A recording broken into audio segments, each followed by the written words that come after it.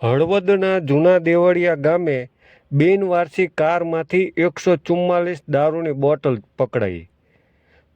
કુલ 4,58,000નો મુદ્દામાલ કબજે અને આરોપીની શોધખોળ.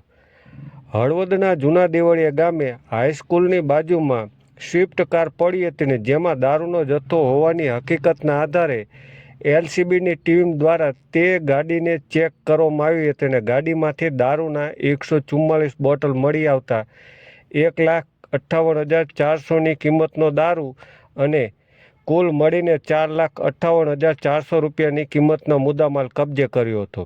જો કે રેડ કરવામાં આવી હતી ત્યારે આરોપી સ્થળ ઉપર હાજર નહીં મળ્યા હોવાથી પોલીસે ફરાર આરોપીને ઝડપી પાડવા ચક્રો ગતિમાન કર્યા છે.